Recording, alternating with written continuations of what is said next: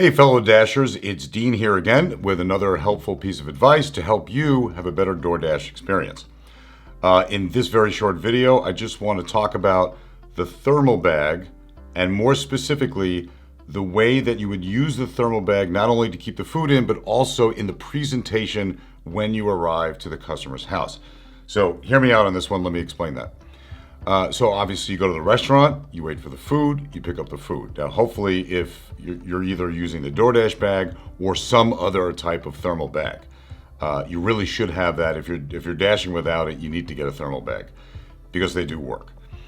When you're picking up the food, you're going to put it in the thermal bag and you're going to go to the person's house. Now what happens is with a lot of people is they arrive at the customer's house and then they take the food out of the thermal bag before they get out of the car, and then they approach the door. Now, either they're going to leave it at the door, or they're going to hand it directly to the customer. But what's going to happen is, first of all, if you hand it to the customer, they don't know that their food was sitting in the thermal bag. So there's a matter of appearance here. What you want is you want the customer to know that you took the effort to try to keep their food warm. They understand that if they live 15 minutes away, there's a chance that the food's going to arrive not as hot as it should be. But it means something to the customer when they see you with the food inside the thermal bag. And what I do is when I get to the door, if it's a hand-to-customer situation, I don't actually take their food out of the thermal bag until they're looking at me. So I leave it kind of like on the floor, and they say, "Oh, Mr. Johnson, how are you?" And then I open the bag and then I take the food out.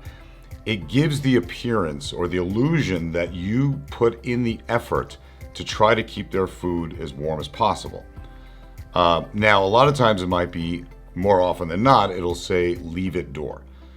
Now, you might think to yourself, well, I'm going to leave it at the door anyway and they're not going to see me. But many times the customer is either looking out of the window when you arrive, or if many of you Dashers have experienced, as you approach the closed door, the door opens because they know you're there, okay?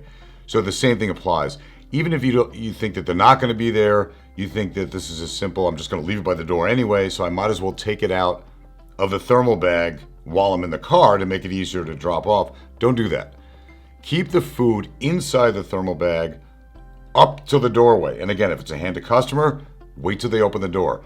If it's a leave-by door, certainly you get to the door, take the food out, leave it there, take a picture, be on your way, okay? So the biggest takeaway from this piece of advice is it's all about appearance. Even if you've kept it in the car, in the thermal bag, and you did your best to try to keep the food warm, the customer doesn't know that. If they see you approach the house and it's not in a thermal bag, they might think that you showed up or you drove the entire way with the food just sitting on the front seat of your car, right? That you didn't put in that effort. So door dashing is not only about you making money, it's about giving the customer an experience that would make them want to use this service again, because the more people that use the service, the more money you and I are going to make, okay? So again, simple piece of advice, keep the food in the thermal bag the entire trip up to the door, okay?